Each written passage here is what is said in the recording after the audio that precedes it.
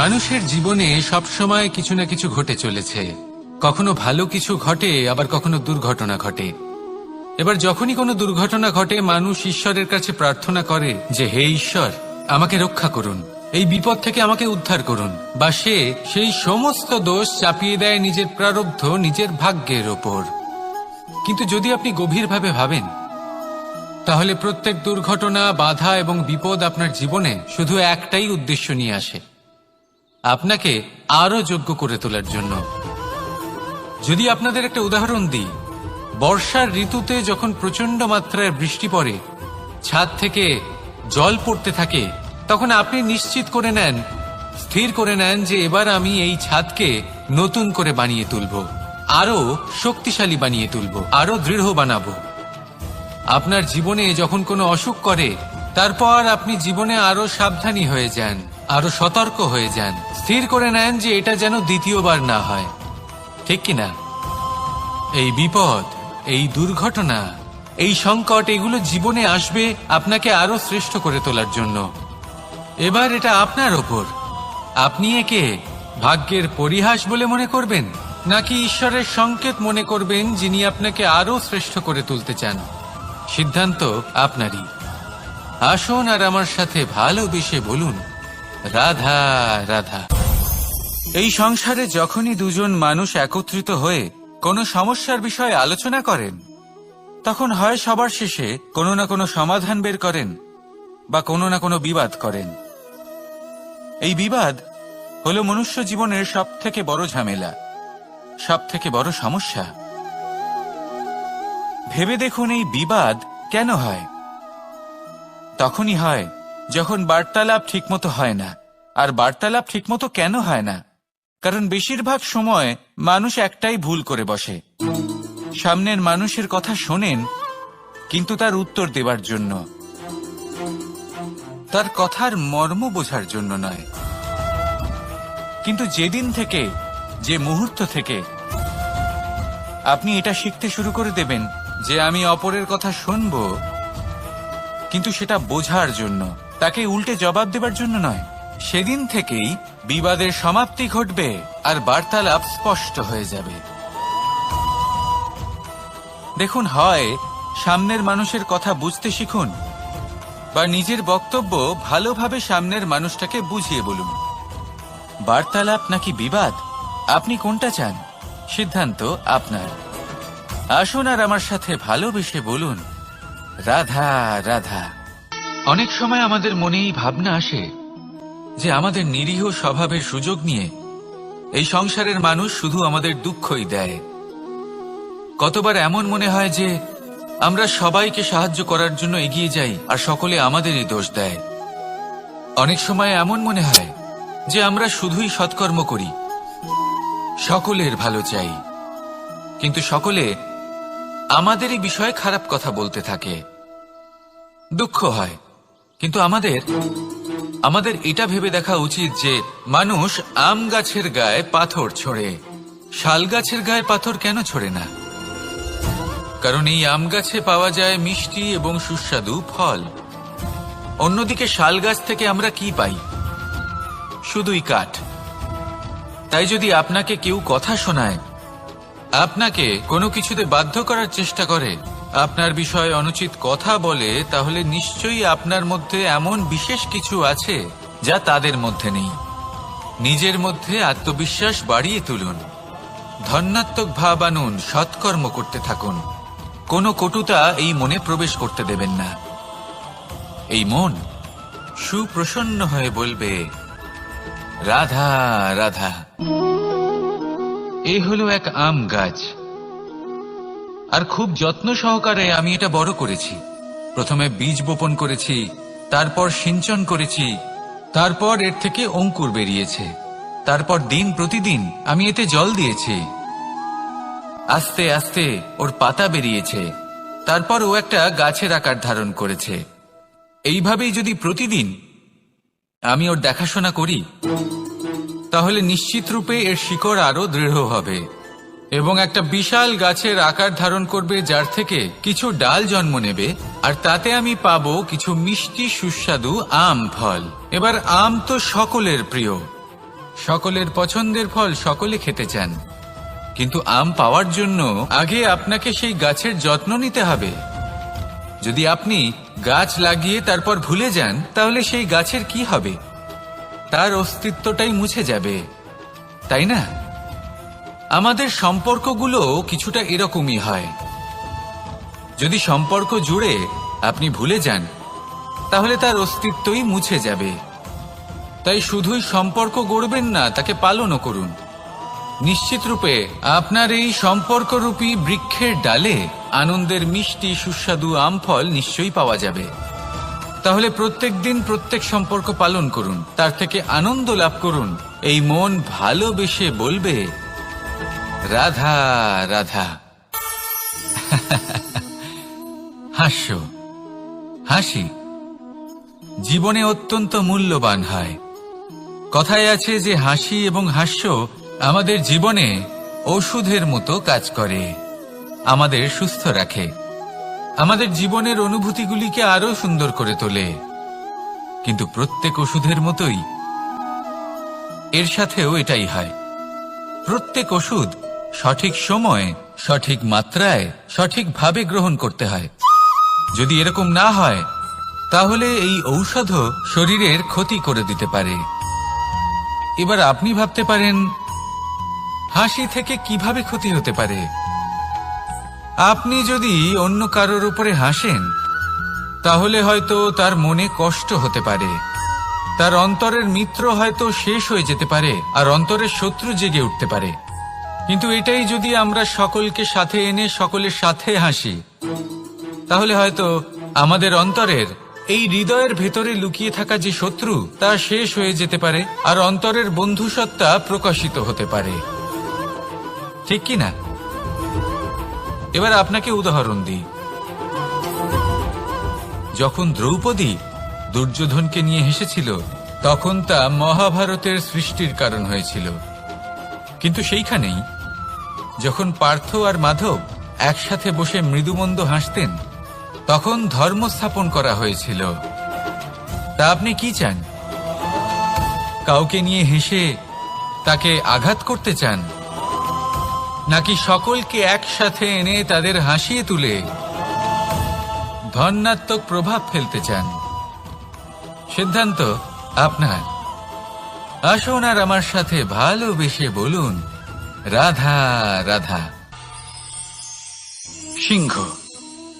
কথায় আছে সিংহ হলো বনের রাজা, কিন্তু যখন সিংহের তথা বনের রাজার খিদে পায়, তখন তাকেও বাইরে এসে কর্ম করতে হয়।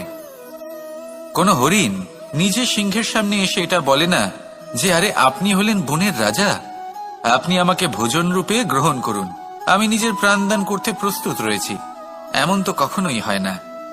সিংহকে গুহা থেকে বাইরে বেরোতেই হয়, বনে ঘুরে বেড়াতে হয়, ধৈর্য ধরতে হয়, বিভিন্ন ধরনের পরিশ্রম করার পরেই তার ক্ষুধা নিবারণ হয়। হরিণ নিজে থেকে তার কাছে চলে আসে না। সেইভাবেই জীবনে কি সাফল্য আমাদের কাছে নিজে থেকে হেঁটে আসে? কখনোই আসে না।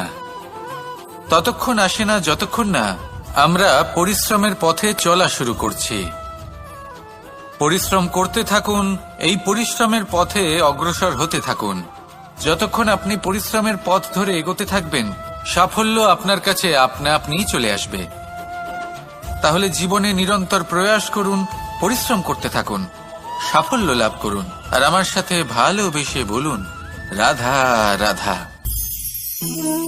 জীবনে ক্ষমা চাওয়া তাও কিছুটা সহজ, ক্ষমা করতে পারা অত্যন্ত কঠিন। ক্ষমা দুই অক্ষরের এই শব্দ হতে পারে, কিন্তু অত্যন্ত বড় এই শব্দ, অত্যন্ত গুরুত্বপূর্ণ এই শব্দ। কখনো কখনো অন্য কাউকে ক্ষমা করে দেওয়া তাও কিছুটা সহজ কাজ, কিন্তু নিজেকে ক্ষমা করতে পারা অত্যন্ত কঠিন হয়ে দাঁড়ায়। অতীতে যদি আমাদের এমন কোনো ভুল হয় যে কারণে আমরা নিজেকে ক্ষমা করতে পারি না, অনেক সময় এমন কিছু ভুল করে বসি যে বিষয় শুধু আমরাই জানি, কিন্তু আমরা নিজেকে ক্ষমাই করতে পারি না, আর আমাদের বিকাশ সেখানে স্তব্ধ হয়ে যায়।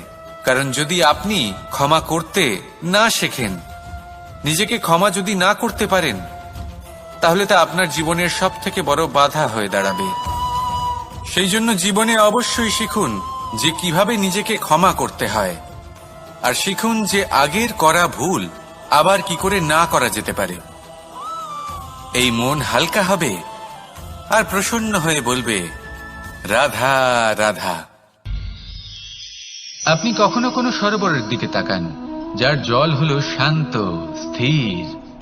আপনি স্পষ্ট দেখতে পাবেন সেই সরোবরের তলদেশে কি রয়েছে।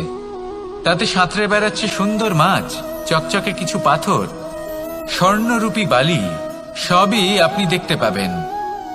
কিন্তু যখনই আপনি একটা ছোট্ট পাথর তুলে সেই জলে ছুঁড়ে ফেলবেন, তখন সেই জল বিচলিত হবে আর সেই স্পষ্টতা ন্যূনতম হয়ে যাবে। তারপর কিছুই স্পষ্টভাবে দেখা যাবে না। এই ঘটনা মানুষের সাথেও ঘটে। মানুষ যদি বিচলিত হয়ে পড়ে, তখন সে বুঝতে পারে না যে বর্তমানে কি হয়ে চলেছে আর ভবিষ্যতে কি করা উচিত। কিন্তু সেই মানুষ যদি শান্ত থাকেন, স্থির থাকেন, ধন্যাত্মক থাকেন, তাহলে নিশ্চিত রূপেই বুঝতে পারবেন যে বর্তমানে কি করতে হবে আর ভবিষ্যতে কি করতে হবে। তাই নিজের মধ্যে সেই স্থিরতা আনুন, সেই ধৈর্য ধরুন, নিজেকে শান্ত রাখুন আর সবার মধ্যে ভালোবাসা ছড়িয়ে দিন। এই মন প্রসন্ন হয়ে বলবে, রাধা রাধা। সম্পর্ক এ হলো এক বন্ধন যা আমাদের এক সূত্রে বেঁধে রাখে। কিন্তু এমন কিছু ব্যক্তি থাকেন যারা এই সম্পর্কের বিষয়ে নিজস্ব একটা ধারণা করে ফেলেন যে সম্পর্ক এরকম হওয়া উচিত, সম্পর্ক সেরকম হওয়া উচিত। আমি এই সম্পর্কের জন্য কত কিছু করেছি এই ব্যাখ্যা করতে থাকেন আর তার বদলে অনেক কিছু প্রত্যাশাও করেন। কিন্তু সত্য হলো এটাই যে সব সম্পর্ক একরকমের হয় না, কিন্তু প্রত্যেক সম্পর্কের একটা বিশেষত্ব থাকে। যেমন চোখ আর নাকের এই সম্পর্ককেই দেখুন। চোখের সব থেকে কাছে কে আছে? নাক আছে। কিন্তু এই চোখ দিয়ে এই নাককে আমরা দেখতেই পাই না। তবে কি ধরে নেব এই সম্পর্কের কোনো মূল্য নেই? এমনও নয়। ঠিক এইভাবেই যদি কোনো ব্যক্তি তার আবেগ আপনার কাছে ব্যক্ত করতে না পারেন বা প্রকট করতে না পারেন বা আপনাকে বোঝাতে না পারেন, তাহলে তার মানে এটা নয় যে তার সাথে আপনার সম্পর্কের তিক্ততা রয়েছে। এমনটা কখনোই নয়। শুধু চোখ আর নাকের এই সম্পর্কের মতোই হলো আমাদের জীবনে আমাদের আপনজনের সাথে সম্পর্ক।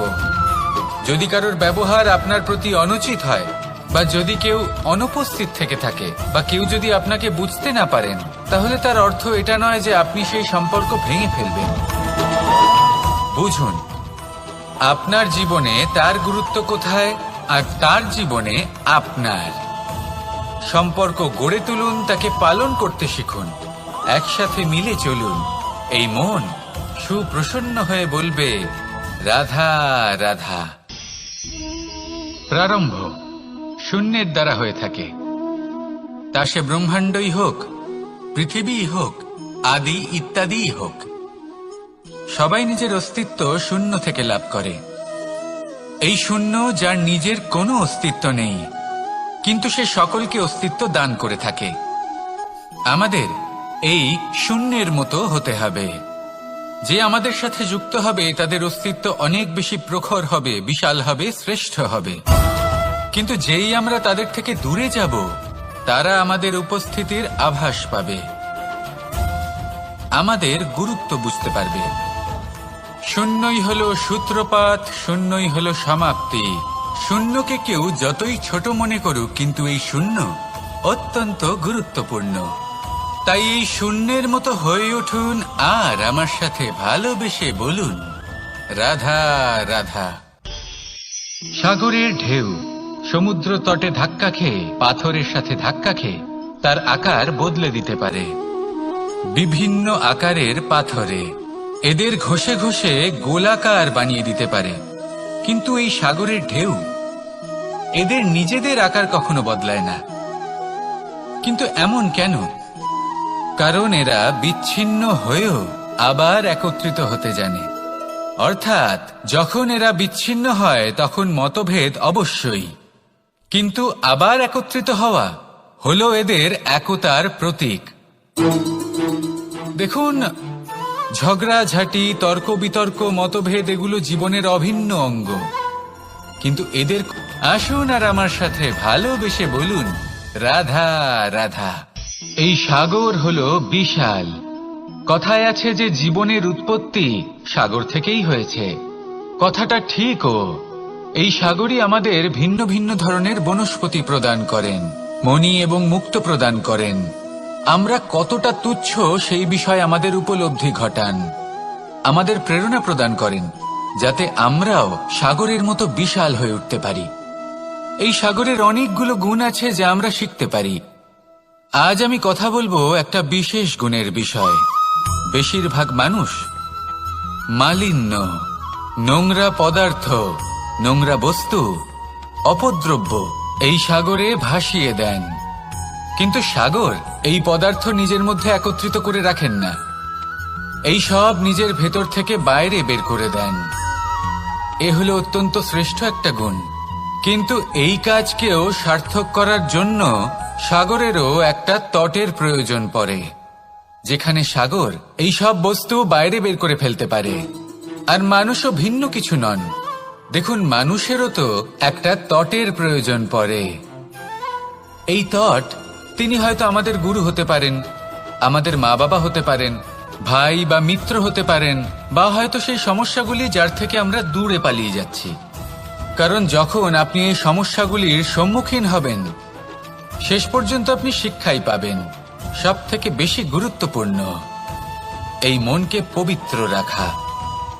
আর তার জন্য একটাই উপায় আছে, এই মন তার মন্থন করা। যদি এই মনের মন্থন করেন তাহলে পূর্ণরূপে পবিত্র হবেন। আর এই মন, আপনি তো জানেনই, প্রসন্ন হয়ে বলবে, রাধা রাধা। নেকড়ে, নেকড়ের বিষয়ে আমরা সকলে জানি। ওরা খুবই নিষ্ঠাবান এবং অত্যন্ত সতর্ক থাকেন। ছোট ছোট মূর্খতা করে বসেন। এনারা হাড় চিবোতে খুব ভালোবাসেন, কিন্তু চিবোতে চিবোতে এদের মাড়ি ছড়ে যায়, সেখান থেকে রক্তপাত হতে থাকে। সেই রক্ত ওনারা পান করেন, আর ওনাদের মনে হয় এই রক্ত হাড় থেকেই পাচ্ছেন। ওনারা ভাবেন যে এই হাড় চিবিয়ে আমরা আনন্দ লাভ করছি, কিন্তু আসল সত্য হলো এটাই যে ওনারা নিজেদেরই ক্ষতি করছেন। আমরা মানুষ, আমাদের সাথেও এমনটাই হয়। কখনো কখনো ভুলবশত আমরা এমন কোনো কাজ করি, আর আমাদের মনে হয় যে আমরা বাইরে থেকে আনন্দ লাভ করছি, কিন্তু সত্য হলো এটাই যে আমরা শুধুই ক্ষতিগ্রস্ত হচ্ছি। এটা হলো খুব বড় একটা শিক্ষা, যা আমাদের শেখা উচিত। তা হলো এটা যে আমাদের বোঝা উচিত যে কখন আমরা লাভবান হচ্ছি আর কখন ক্ষতিটাকেই লাভ বলে মনে করছি। এই শিক্ষা যদি আপনি প্রাপ্ত করতে পারেন, তাহলে এই সংসারে আপনার থেকে বেশি প্রসন্ন আর কেউ থাকবেন না। তাহলে আসুন আর আমার সাথে ভালোবেসে বলুন, রাধা রাধা। মানুষের জীবনে তিনটি গুণ অত্যন্ত প্রয়োজনীয়: শ্রদ্ধা, বিনম্রতা, যোগ্যতা। যদি জ্ঞান লাভ করতে চান তাহলে শ্রদ্ধার প্রয়োজন, যদি মান লাভ করতে চান তাহলে স্বভাবে বিনম্র হওয়া প্রয়োজন, আর যদি মনোবাঞ্ছিত স্থান লাভ করতে চান তাহলে যোগ্যতার প্রয়োজন। বিষয়টা সহজ। শ্রদ্ধা আপনাকে জ্ঞান দেবে, নম্রতা আপনাকে মান, আর যোগ্যতা উচিত স্থান দেবে। কিন্তু যদি আপনি এই তিনটি গুণ সম্মিলিত করেন, তাহলে এমন কিছু লাভ করবেন যা এই সব কিছুর থেকে অনেক ঊর্ধ্বে। সম্মান। আর এ হলো সেই সম্মান যা প্রত্যেক মানুষের নিজের জীবনে লাভ করতে চেষ্টা করা উচিত। কারণ এই হলো সেই সম্মান যার কারণে আপনি চলে যাওয়ার পরেও এই সংসার আপনাকে ভালোবাসবে আর মনে রাখবে। আসুন আমার সাথে ভালোবেসে বলুন, রাধা রাধা। বনের মধ্যে যদি আপনি কোনো বিষাক্ত সাপ দেখেন তাহলে কি করবেন? আপনি তখনই তার থেকে দূরে পালাতে চেষ্টা করবেন। আর এটা কেন করবেন? নিজের রক্ষার্থে। এই কথা আমি নয় মেনে নিলাম, কিন্তু নিজের জীবনে এটা করেন না কেন? আপনি যেখানেই যান, যে স্থানেই যান না কেন, প্রত্যেক সময় প্রত্যেক মুহূর্তে এমন বিষাক্ত সাপ আপনি অবশ্যই খুঁজে পাবেন। আর সেই সাপ নয় যাদের আপনি বনে খুঁজে পাবেন, এরা হলো সেই সাপ যা আপনাকে পাপ করতে বাধ্য করবে। আপনার অন্তরের বাসনা, ক্রোধ, অহংকার, লোভ, ঈর্ষা এদের বৃদ্ধি ঘটাবে। দেখুন, বনের এই সাপ আপনাকে একবার ছেড়ে দিতেও পারে, ছোবল নাও মারতে পারে, কিন্তু এই যে পাপরূপী সাপ আছে তা অবশ্যই ছোবল মারবে। কর্ম যদি করেন তাহলে অবশ্যই ফল পাবেন। সেই জন্য যখনই কোথাও যাবেন, যদি এমন কাউকে দেখেন, যদি এমন কিছু দেখেন যে আপনাকে পাপ করতে বাধ্য করছে, তাহলে সেই মুহূর্তে সেখান থেকে পালিয়ে যান। যেমন বনের সাপ দেখে আপনি পালাতে থাকেন। সৎকর্মের রক্ষা অত্যন্ত আবশ্যক। আসুন আর আমার সাথে ভালোবেসে বলুন, রাধা রাধা। যদি কোনো সিংহ বানরের মতো গাছে চড়তে চেষ্টা করে তাহলে কি হবে? একটা মাছ যদি মাটিতে হাঁটতে চেষ্টা করে তাহলে কি হবে? তারা বিফলই হবে। কিন্তু এরকম কেন হয়? তার কারণ হলো প্রকৃতির রচনা কিছুটা এরকম। এখানে প্রত্যেকটি ব্যক্তিকে, প্রত্যেকটি প্রাণীকে আলাদা আলাদা গুণের অধিকারী করা হয়েছে এবং সকলকে একটা সীমাও প্রদান করা হয়েছে। এবার এই যে বৃক্ষ, পশু, পাখি, এদের মধ্যে সেই ক্ষমতাই নেই যে এরা নিজেদের যাচাই করতে পারবে, নিজেদের সীমাগুলো বুঝতে পারবে, নিজেদের সদ্গুণগুলো চিনতে পারবে। এরা সেটা করতে পারবে না। কিন্তু মানুষ তো আলাদা। মানুষের কাছে সেই বিশেষ শক্তি আছে যে তারা পূর্ণরূপে নিজেদের যাচাই করতে পারবে, নিজেকে পূর্ণরূপে বুঝতে পারবে, নিজের দোষ, নিজের অপগুণ, নিজের সদ্গুণ, নিজেদের সীমাগুলো তারা বুঝতে পারবে। আর এটা অত্যন্ত গুরুত্বপূর্ণ।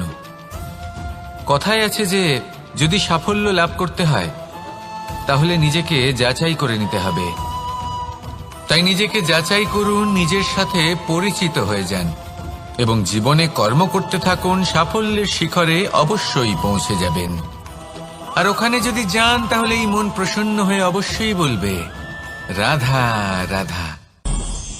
অন্ধকারাচ্ছন্ন রাত্রি যদি এসে থাকে তাহলে আলোকিত প্রকাশ নিয়ে সূর্যও অবশ্যই আসে।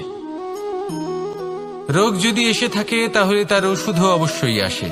সমস্যা যদি আসে তাহলে সেই সমস্যার সমাধানও নিজে থেকেই আমাদের কাছে চলেই আসে। এই সংসার, এই জীবনের শুধুমাত্র একটাই নিয়ম আছে, আর তা হলো এটাই, এই সংসার হলো একটা চক্রের মতো। এতে শাশ্বত বলে কিছু নেই, নিত্য বলে কিছু নেই। আর যা কিছুই রয়েছে সব বদলাতে চলেছে। যদি আপনার জীবনে দুঃখ থাকে, সমস্যা থাকে, যদি আপনি বিপদ দ্বারা আচ্ছন্ন, তাহলে মনে রাখবেন সবকিছু বদলে যেতে চলেছে। দুঃখের সময় কাঁদবেন না, মনকে আরো দুঃখী করে তুলবেন না, কারণ এখানে যা কিছুই এসেছে তা যাওয়ার জন্যই এসেছে। তাহলে এত চিন্তা কিসের? আনন্দ সহকারে জীবন যাপন করুন আর আমার সাথে ভালোবেসে বলুন, রাধা রাধা। রাত্রিবেলায় যখন আলোকিত জোনাকিদের দেখেন তখন মন প্রসন্ন হয়ে ওঠে। এদের দেখতে খুবই সুন্দর লাগে। আর এমন ঠিক কেন হয়? প্রথম হলো এটাই যে রাতের বেলায় চতুর্দিক অন্ধকারাচ্ছন্ন থাকে। এমত অবস্থায় যদি আমরা কোথাও একটু প্রকাশ দেখি তাহলে সেটাই আশার কিরণের ন্যায় মনে হয়। সেই প্রকাশই আমাদের মন প্রসন্ন করে তোলে। আর সেই জন্য যে সকল মানুষ রাতের বেলায় কোনো জোনাকি দেখতে পান তারা প্রসন্ন হয়ে যান। এবার কখনো কখনো জীবনে আমাদের মনে হয় যে চতুর্দিকে শুধুমাত্র অন্ধকারই হয়ে আছে। প্রত্যেকেরই তা কখনো মনে হয়। আর তখনই আমাদের নিরাশ হলে চলবে না, আমাদের দুঃখী হলে চলবে না। সেই সময় আমাদের খুঁজতে হবে নিজেদের আশেপাশে, চতুর্দিকে আর কোথাও না কোথাও আমরা প্রকাশ অবশ্যই দেখতে পাব, আশার একটা কিরণ অবশ্যই দেখতে পাব। কেউ এমন একটা কর্ম করেন যেটা দেখে আমরা প্রেরিত হয়ে যাই। আর এমন কোনো কর্ম যদি আপনারা করেন তাহলে সেই কর্ম আপনার মনকে প্রসন্ন ভাব, আনন্দ এবং ভালোবাসা দ্বারা ভরিয়ে তুলবে। আপনার অন্তরের সেই অন্ধকারের অন্ত করবে, দুঃখেরও অন্ত করবে। আর এই মন প্রসন্ন ভাব নিয়ে বলবে, রাধা রাধা। মনুষ্য জীবনের সবথেকে বেশি গুরুত্বপূর্ণ বিষয় হল মনের একাগ্রতা। এই সংসারের যে কটি মহান কার্য সম্পাদন হয়েছে তা হলো মনের এই একাগ্রতার একমাত্র ফল। আপনি অবশ্যই দেখে থাকবেন, অনেক ছোট বড় নদী যা বয়ে চলে তাদের সামনে একটা বাঁধ নির্মাণ করা হয় সেই সব নদীর জল সঞ্চয় করতে। বাঁধ হয়ে গেলে প্রয়োজন মতো বা মনের ইচ্ছে মতো তাকে ব্যবহার করা সম্ভব। এবার এটাই আমাদের মনের সাথেও সম্ভব। আমাদের মনের একাগ্রতা আজকের দিনে দাঁড়িয়ে বিভিন্ন ধরনের বিকার, ক্রীড়া এবং ভোগের মধ্যে ভাগ হয়ে গেছে।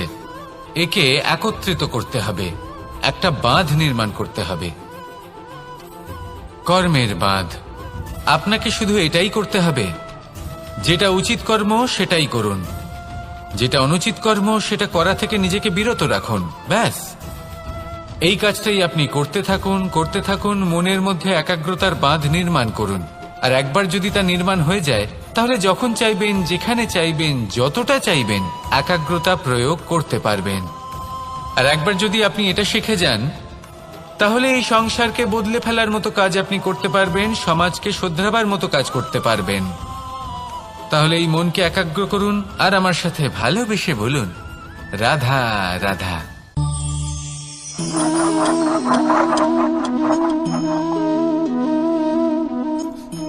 কোনো ব্যক্তিকে নিশ্চয়ই দেখেছেন যিনি নিজে কাঠ কাটার এই কাজে নিপুণ এবং অভিজ্ঞ। এবার আপনারা দেখবেন যে তার মনোযোগ সমস্ত কাঠের ওপর থাকে না, তার মনোযোগ থাকে শুধুমাত্র একটা কাঠের ছোট্ট একটি অংশের ওপর, যেখান থেকে তার টুকরো করা হচ্ছে। কিন্তু সেটা উনি কেন করেন? যদি এটা উনি না করেন, তাহলে সেই কাঠ সঠিক পদ্ধতি এবং তাড়াতাড়ি কাটা যাবে না। জীবনেও তাই হয়ে থাকে। আপনি হয়তো কোনো লক্ষ্য স্থির করেছেন বা পথ নির্বাচন করেছেন বা কাজ স্থির করেছেন, যেটা আপনি করেই ছাড়বেন। তাহলে নিজের সম্পূর্ণ মনোযোগ শুধুমাত্র তার উপর কেন্দ্রীভূত করুন। যদি আপনার মন এদিক ওদিক তাকাতে থাকে, অস্থির হয়ে পড়ে, বিচলিত হয়ে পড়ে, যদি তা হয়ে থাকে, তাহলে আপনি অবশ্যই অসফল হবেন। তাই কর্মঠ থাকুন, নিরন্তর কর্ম করতে থাকুন এবং পূর্ণ মনোযোগ দিয়ে নিজের কাজ করুন। নিজের পথে অগ্রসর হন বা নিজের লক্ষ্য প্রাপ্ত করতে চেষ্টা করুন। তারপর দেখুন কি হয়, কিভাবে উচিত পথে এবং তীব্র গতিতে আপনার লক্ষ্য আপনার কাছেই পৌঁছে যায়। আর আপনার এই মন প্রসন্ন হয়ে বলে, রাধা রাধা। কখনো কোনো নদীকে দেখেছেন? একই আকার, একই স্থান, শুধু প্রবাহিত হতে থাকে। এর মধ্যে কখনো কোনো অপদ্রব্য ফেলে দেখুন, দেখবেন সেটা বেশিক্ষণ সেখানে থাকে না। সেটা নদীর সাথে বইতে থাকে আর বয়ে যেতে যেতে সাগরে সমাহিত হয়ে যায়, আর শেষ পর্যন্ত সাগর সেটাকে তটে ফেলে দেয়। কিছুটা এমন হওয়া উচিত আমাদের বিচারধারাও। এক স্থানে তা স্থগিত হওয়া উচিত নয়, এটা সবসময় প্রবাহমান হওয়া উচিত। তবেই আমাদের চেতনা, আমাদের মূল্যবোধ এবং আমাদের স্মৃতি, এই তিনটি শ্রেষ্ঠ থাকবে। আর এটাই হলো পুকুর এবং নদীর মধ্যে পার্থক্য। নদীতে জল সবসময় বয়ে চলে, সেই জন্য পবিত্র থাকে, শুদ্ধ থাকে এবং পরিষ্কার থাকে। আর সেখানে এই পুকুরের তলদেশে সব জমা হতে থাকে, আর সেই জন্য তা অপবিত্র হয়ে যায়। তাই সবসময় এই বিচারধারা প্রবাহমান রাখুন। যদি মনে কোনো ভাবনা চলে আসে, সেখানেই থেকে যায় এবং বিদ্যে থাকে, তাহলে তা বের করে দিন, তাকেও বয়ে যেতে দিন, এবং তার যা উত্তর হবে তা সময়ের সাথে আপনার সামনেই চলে আসবে। শুধুই নদীর মতো প্রবাহমান হন আর আমার সাথে ভালোবেসে বলুন, রাধা রাধা। এই সংসারে সাফল্য লাভ করার জন্য জ্ঞানের প্রয়োজন হয়, পরিশ্রমের প্রয়োজন হয়, দৃঢ় নিষ্ঠার প্রয়োজন হয়, নিরন্তর চেষ্টা করা প্রয়োজনীয়। কিন্তু আরো কিছু আছে যা অত্যন্ত প্রয়োজনীয় এবং গুরুত্বপূর্ণ। তা হলো ভালো বন্ধু। তাদের থাকা অত্যন্ত প্রয়োজনীয়। যদি ভালো বন্ধু থাকে, তাহলে সময় এলে তারা ঢাল হয়ে আপনাকে সুরক্ষা করবেন। সময় এলে অস্ত্রের মতো শত্রুকে সংহারও করবেন। যদি তিনি জ্ঞানী হন, তাদের মধ্যে সদ্গুণ থাকে, তাহলে এই সব গুণ আপনার মধ্যেও প্রবেশ করবে। তাহলে সাফল্যের জন্য ভালো বন্ধু পাওয়া অত্যন্ত প্রয়োজনীয়। কিন্তু শুধু বন্ধু কেন, ভালো শত্রুও থাকা প্রয়োজনীয়। এবার আপনি ভাববেন, এ আমি কি বললাম? যদি আপনার জীবনেও ভালো অর্থাৎ শক্তিশালী শত্রু থাকে, তাহলে আপনিও শক্তিশালী হতে থাকবেন। এই শত্রু আপনাকে প্রেরিত করবে আরো বেশি শক্তিশালী হয়ে ওঠার। কখনো কোনো হরিণকে দেখুন, তীব্র গতিতে দৌড়তে থাকে, কেন তীব্র গতিতে দৌড়য়?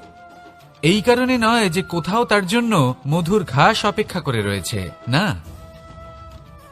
সে এই কারণে তীব্র গতিতে দৌড়য় কারণ সেটা না করলে তার পেছনে একটি সিংহ আছে যে ওকে নিজের ভোজন করে ফেলবে।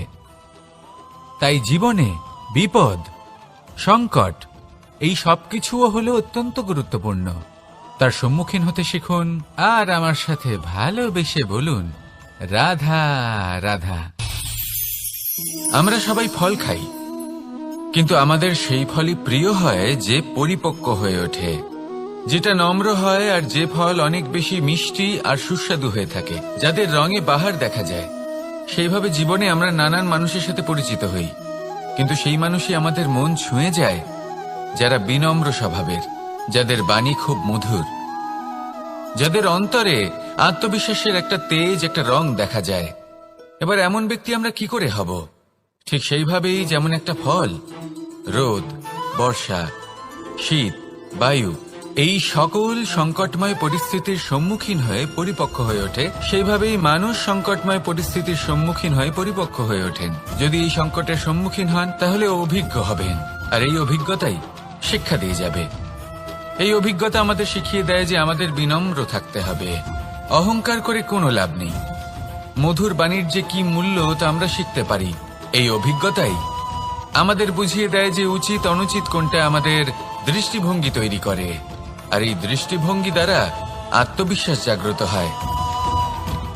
সেই জন্য জীবনে কখনো বিপদ থেকে দূরে পালাবেন না, সেগুলোর সম্মুখীন হন, অভিজ্ঞতা লাভ করুন, তার থেকে শিক্ষা লাভ করুন, এইভাবেই পরিপক্ক হবেন।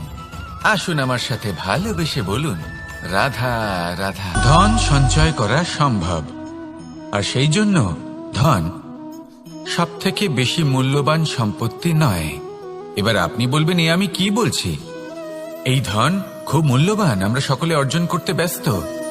সেটা এই কারণে কারণ আপনারা জানেন না এই সংসারের সবথেকে বেশি মূল্যবান সম্পত্তি কি। এ হলো সেই সম্পত্তি যা কখনো সঞ্চয় করা সম্ভব নয়। আপনার কাছে যতই ধন থাকুক তা দিয়ে আপনি স্বাস্থ্য লাভ করতে পারেন, বাড়ি কিনতে পারেন, আদি ইত্যাদি, কিন্তু আপনি যতই ধনী হন না কেন ফেলে আসা দিনের একটা মুহূর্ত আপনি লাভ করতে পারবেন না। এই একটা মুহূর্ত, এই সময়, এটাই হলো সংসারের সবথেকে মূল্যবান সম্পত্তি। একবার চলে গেলে তা কখনোই ফিরে আসে না। আর এই মুহূর্ত যতই চলে যাক না কেন আমরা স্মৃতির মাধ্যমে সেগুলি যাপন করতে পারি, তার আনন্দ উপভোগ করতে পারি, আর যার সাথে আমরা সময় অতিবাহিত করেছি তার স্মৃতিতে আমরা চিরকাল জীবিত থাকতে পারি। সেই জন্য সময় সবথেকে মূল্যবান সম্পত্তি, তাকে এইভাবে নষ্ট করবেন না। প্রত্যেকটা মুহূর্ত উপভোগ করুন, আনন্দ করুন, আর ভালোবেসে বলুন, রাধা রাধা। কনক, কি সুন্দর একটা শব্দ। এর অনেকগুলো রূপ রয়েছে, অনেকগুলো অর্থও রয়েছে। প্রথম অর্থ হলো স্বর্ণ, অর্থাৎ সম্পত্তি। দ্বিতীয় অর্থ ধুতুরা, অর্থাৎ গাছের ছোট একটা বীজ যা কিনা অত্যন্ত শক্তিশালী হয়। যদি বেশি মাত্রায় এর প্রয়োগ করা হয় তাহলে এটা বিষময় হয়ে উঠতে পারে। এই হলো সেই ধুতুরা যার প্রয়োগ মহাদেবের পুজোতে করা হয়। এবার প্রশ্ন হলো এটাই যে এই স্বর্ণ এবং এই ধুতুরার মধ্যে মিল কি রয়েছে। মিল হলো এটাই যে এই দুটোই মানুষকে মত্ত করে তোলে। ধুতুরা মানুষকে তখন মত্ত করে যখন তাকে সেবন করা হয়, কিন্তু স্বর্ণ, ধন, সম্পত্তি, মানুষ এটা যতটাই অর্জন করে নেয় সেটাই যথেষ্ট। এই স্বর্ণ মানুষের ভাবনা চিন্তা করার ক্ষমতাকে বশ করে ফেলে। মানুষ সম্পত্তির লোভে মত্ত হয়ে ওঠে, কারণ যে যত চমৎকারী, যতটা অমূল্য হয় তাকে সামলানো কিন্তু ততটাই কঠিন, তাই না? তাই মনে রাখবেন, ধন, স্বর্ণ, সম্পত্তি এগুলো ধুতুরার থেকেও অনেক বেশি বিষাক্ত হতে পারে। তাই এর ওপর আত্মসংযমের একটা কবচ পরিয়ে রাখবেন। এবং বিবেকের শক্তির সাথে এগুলো প্রয়োগ করুন, তবেই কল্যাণ হবে। আসুন আমার সাথে ভালোবেসে বলুন, রাধা রাধা। আমার কাছে যশোদা মা যেমন, আমার কাছে দেবকী মা যেমন, আমার কাছে ঠিক তেমনই হলেন গোমাতা। এবার ভেবে দেখার বিষয় হলো এটা যে এই সংসারে অসংখ্য প্রাণী আছে, একজন গাইকে একজন মায়ের মর্যাদা কেন দেওয়া হয়? তাহলে এর অনেকগুলো কারণ আছে। এই গাই অর্থাৎ গোমাতা, এনারা হলেন অত্যন্ত শান্ত, শান্তি প্রিয়, কখনো কারোর কোনো ক্ষতি করতেই পারেন না। গোমাতা যে দুধ নিজের বাছুরকে পান করান সেই দুধই আমাদেরও দেন। সেই দুধ পান করে আমরা শক্তি লাভ করি। এই দুধ থেকে আমরা মাখন, ঘি, পায়েস এইসব সুস্বাদু খাবার লাভ করি।